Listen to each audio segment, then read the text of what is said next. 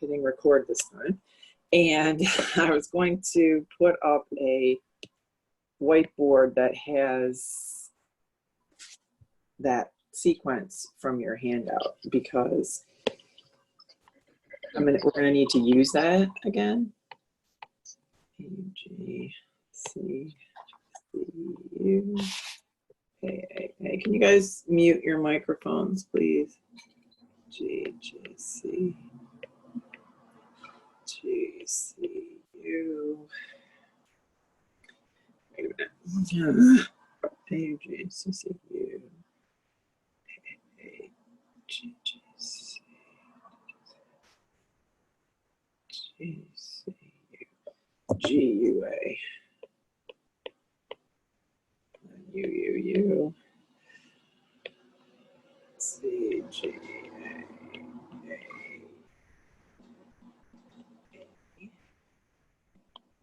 Sorry, they're getting a little bit smaller here at the end because I started out writing too large. Okay, so that was our sequence of messenger RNA, and that's the same sequence or very similar to the one that I had on the handout for chapter 17 for translation. So I kind of wanted to go over translation again, just because it's so important, and then talk a little bit about mutation. So it shouldn't take us very long. Okay, so let's start with translation. So remember, translation is the process of, I'm going to do a new whiteboard for that. So translation is sort of the end post, this happens after transcription sequentially. And remember, transcription is how we get from the DNA to messenger RNA. And translation is all about figuring out that code of the messenger RNA and converting it into amino acids, because amino acids, remember, those are the building blocks of proteins. So that's going to make a peptide or a polypeptide, and then that polypeptide is going to get all folded up in the endoplasmic reticulum. The Golgi is going to get modified, right? And that's going to become a functioning protein.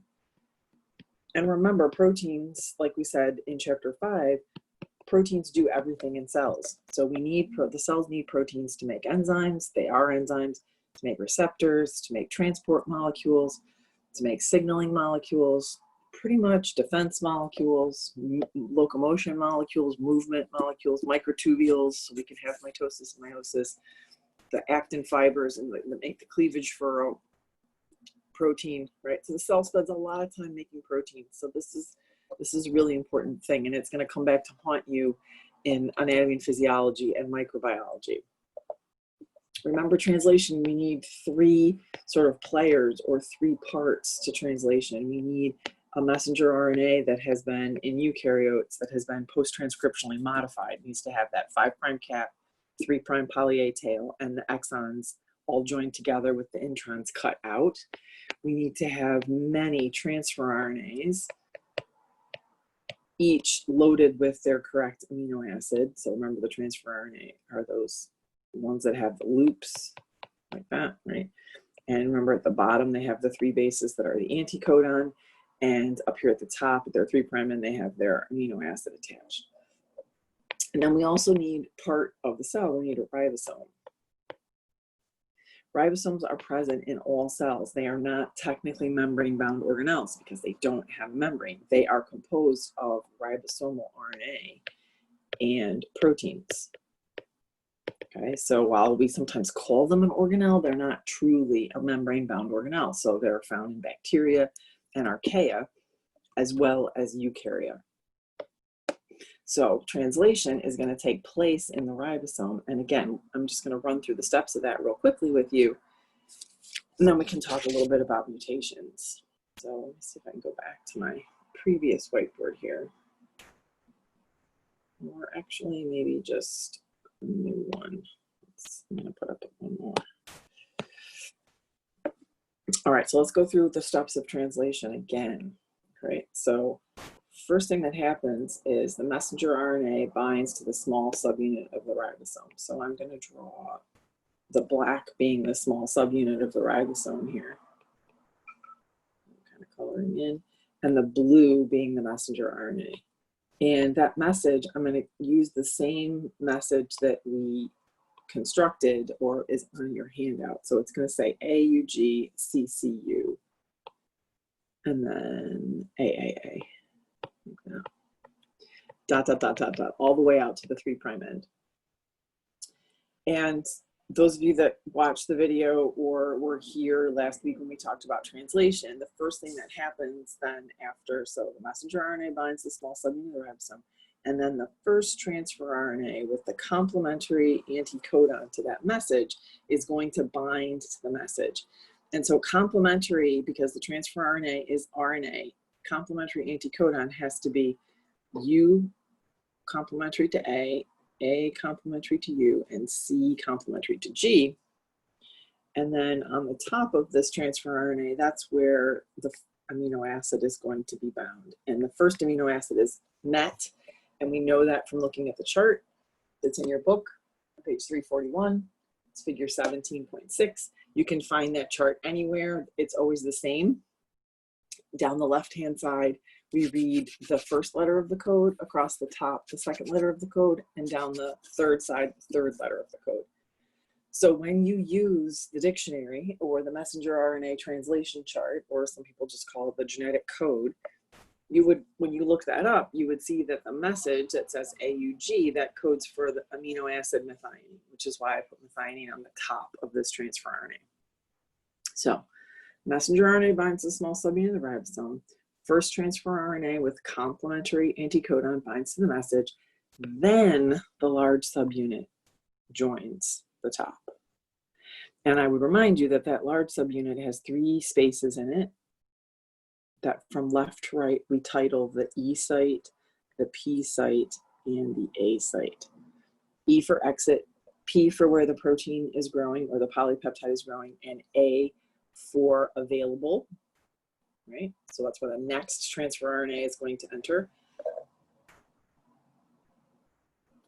I would say, as I have it on your handout, that the step 2 would be the second transfer RNA with the complementary anticodon filling the A site.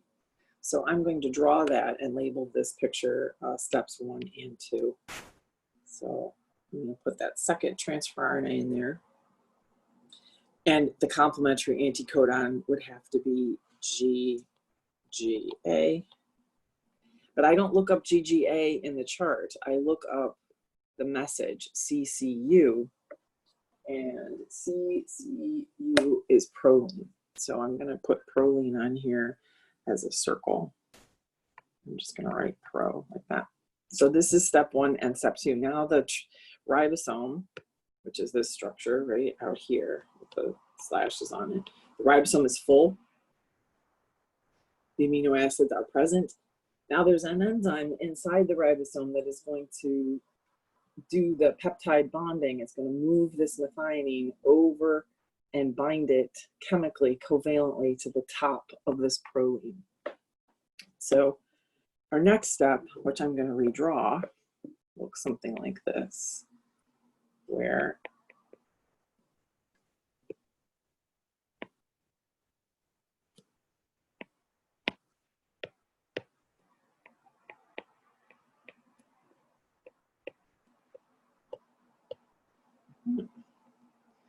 draw the large subunit like this. Oops, made it a little large.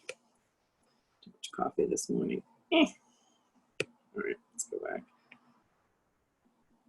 There we go, like that. E, P, and A. And now, after the peptide bond has been made, pro is still here, met is on top, right? After this peptide bond has been made, which I don't know, I might get blue instead. Right, it's the closest thing I have to purple. After that peptide bond is made, now this first transfer RNA doesn't have an amino acid on it anymore. We call it uncharged. After the peptide bond, which is step 3, that's when the ribosome moves, and we call that translocation.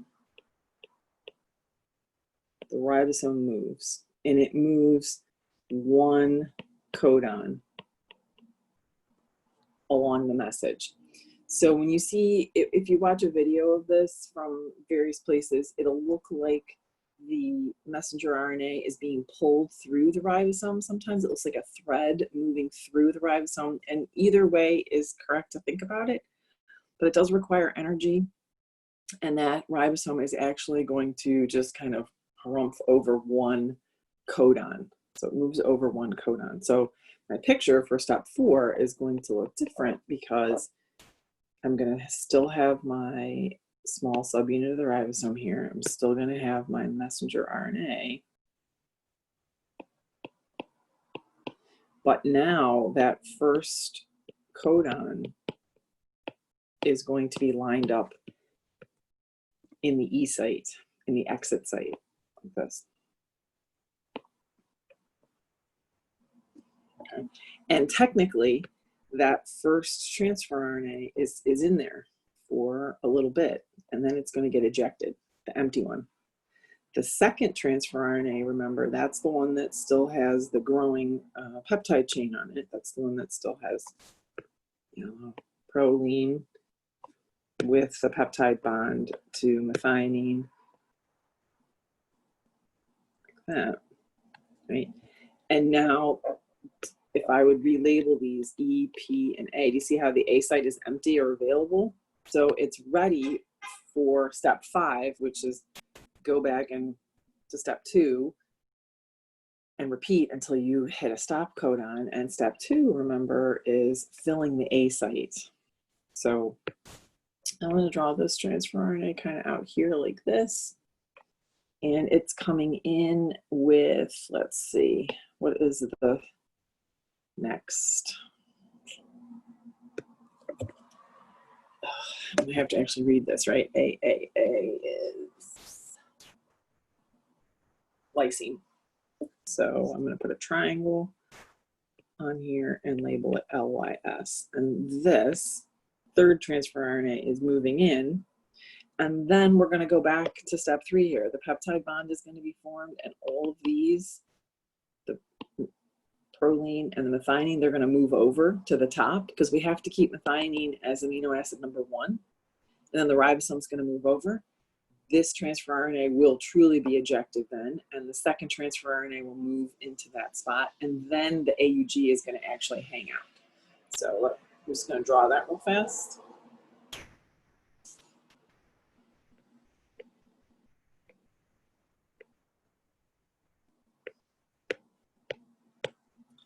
C, C, U, A, and then I need my third one. Right? C, C, U, A. Looks like it's GGC.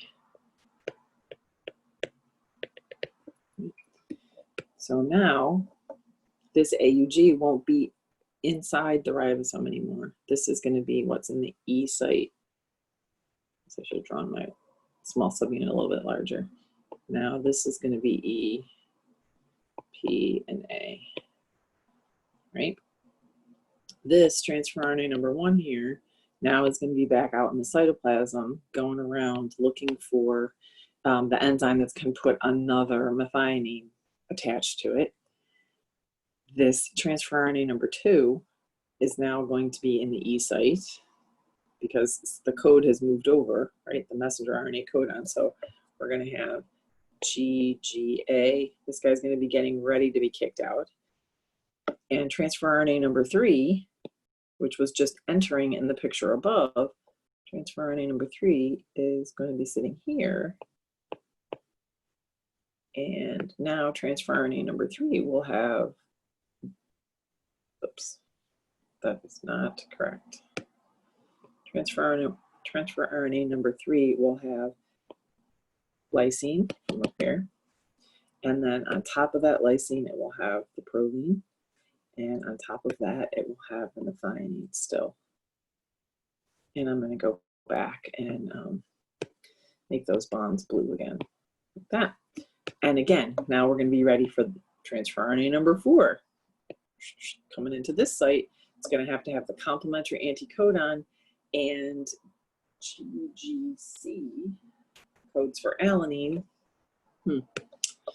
Okay, I guess I'll make it an oval, Can I do that? So this is going to be alanine. Right? And that one's going to slide in there. Then peptide bond will be formed. So the blue lysine will join to the top of the alanine. Ribosome moves over, and we keep going until we hit a stop codon. There are not any transfer RNAs for the stop codon. So when the ribosome gets to a stop codon, that's a signal to let go of the polypeptide, and also to the ribosome disassociates. So the two parts of the ribosome leave. Okay, questions about that before we go on to anything else?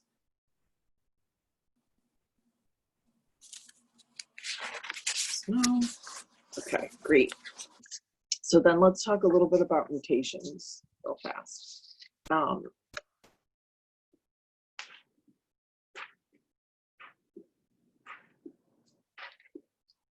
Kind of go into the end of the chapter, you'll find the mutations, all the different categories of mutations in figure 17.27.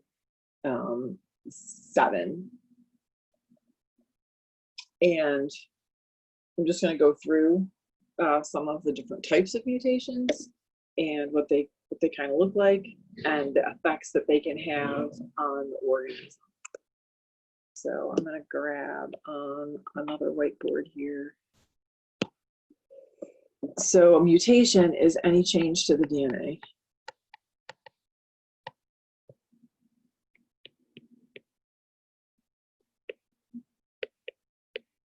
It doesn't always mean that it's a bad thing, right? This is another source of variation for evolution by natural selection.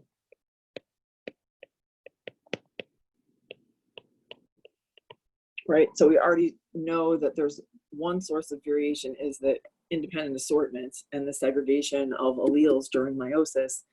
A second source is crossing over in prophase 1 and changes to the DNA. That's also a source for variation for evolution.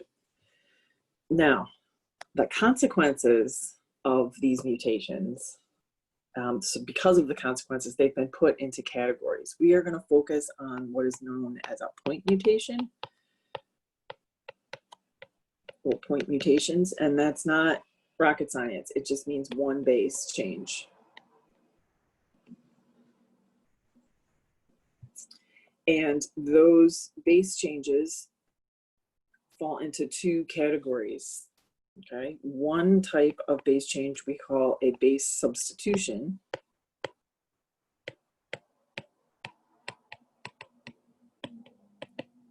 And again, that's not overly complex. It's one base is substituted for another. And I would remind you that usually it is purine for purine. Like, and it's supposed to be an A, and DNA polymerase makes a mistake and puts a G in instead, or pyrimidine for pyrimidine. Okay, usually. The second type of mutation is called a frame shift mutation, and that is the result of not a base substitution, but an insertion or deletion, we call them.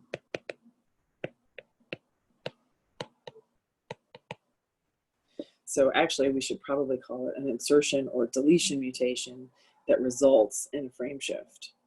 So I'm going to go through these again relatively quickly. Base substitution, a couple examples of base substitution, and then an example of a frame shift mutation. So the base substitution mutation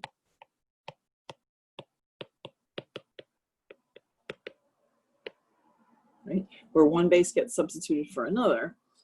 So let's say, for example, and again, in your textbook, they show you in figure 1727, there's 3 different outcomes that can happen from a base substitution. And the first outcome we call a silent mutation, because just like it sounds, it doesn't change the amino acid code. So because there is repetition in those 64 codons that code for only 20 amino acids, The example that's given in your book is that the DNA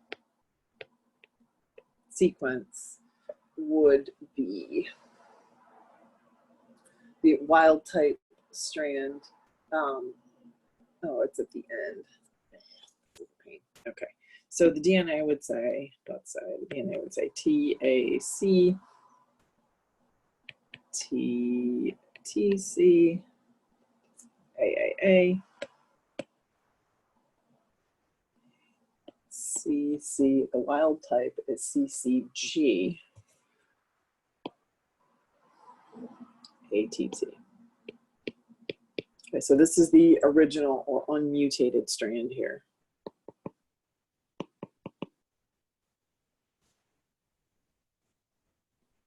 Your book has put the 3' strand on the top and the 5' strand underneath because the 5' strand, actually they shouldn't have done that. The 3' strand is the template strand. So we don't need to write out the 5' strand.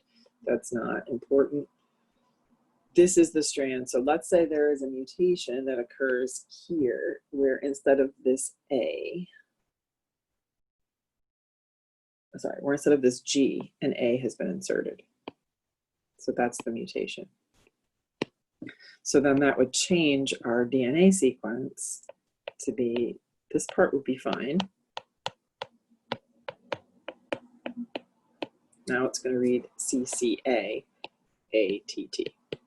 Right? Now, if you're doing this and practicing, I usually do that. I usually every third, because each one of those is a codon, right? Every third one I put a line down. So then my message would be AUG, AAG, UUU, GGU, because there's no T's in DNA and RNA, remember, UAA. Great. Then when we read this and translate it into amino acids, this is methionine. We would look that up on the chart. The next one's lysine. Again, you would look that up in the chart. The next one's phenylalanine. And then this one should be glycine. And then this is stop. This is one of the 3 stop codons. This change doesn't make any difference because the codes for glycine, it's redundant. So if you look back to the original chart, looking to find that, and if you look back to the original chart, both, if that had remained an A, or if it gets switched to a G, right? If it had remained a G, or it gets switched to an A, both of those code for glycine. So where is glycine? So we've got GGU, that codes for glycine, and so does GGC. That also codes for glycine. That was the original. So this is called a silent mutation because there is no change to the amino acids after you go through transcription into message and translation into the amino acids. Now, if there is a base change that causes a change in the amino acid, that's what we call a missense mutation.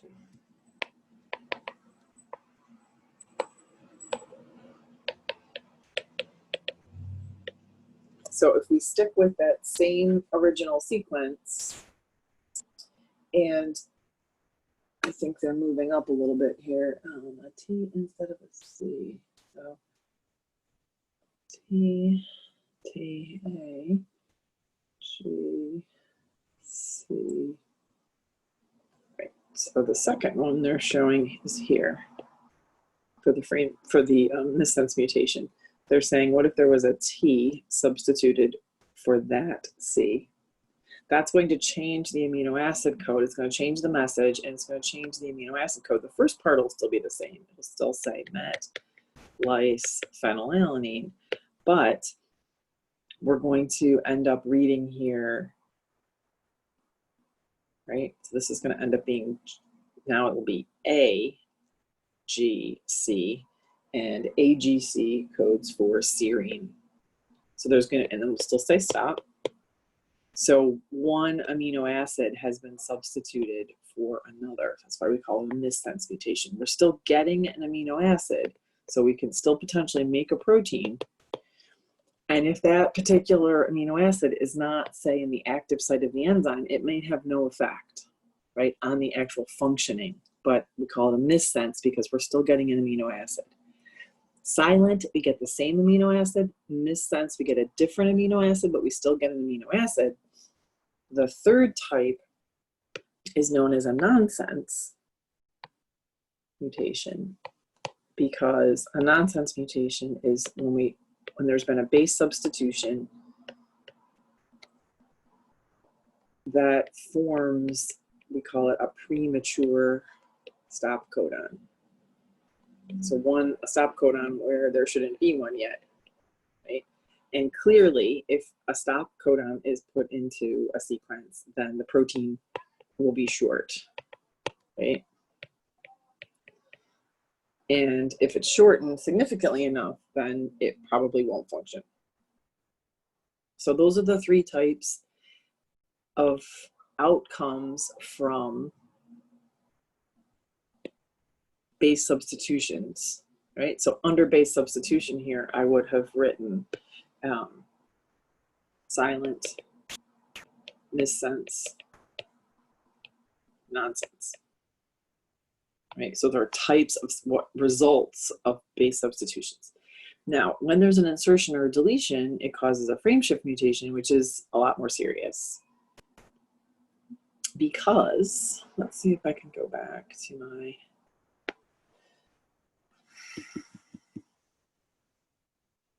all right, I'll just rewrite it. So the original DNA was TAC, TTC, AA, GGC, oops, sorry, CCG, you guys have to keep me honest. CCG, GATT. Right, that was the original. Now, in a case of a frameshift mutation, what happens is we have an addition. So I'm trying to see if they, it doesn't matter. I'm just going to put one in. It often occurs where there's multiples of the same base. So for example, let's say an A gets inserted right here. It's going to change the triplets, the codons, after the insertion. So the new DNA would read TAC, TTC, AAA, ACC, GAT, and there'd be an extra letter, an extra base. So what that does then is it's going to shift our message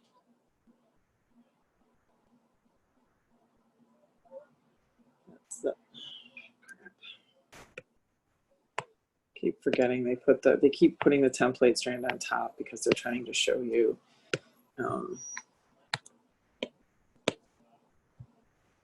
replication here. I mean,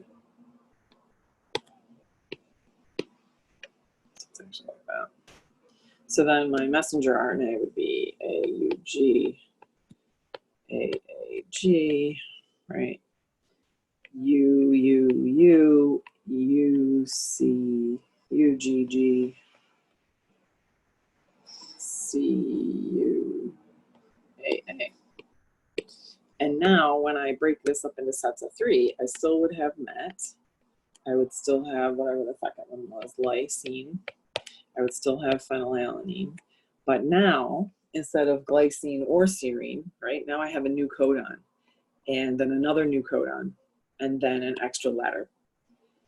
This frameshift mutation, this is often, if it happens in like a stem cell, this would be, or if this happens multiple times, this is going to be very damaging to the organism. Sometimes it won't even allow the organism to complete development.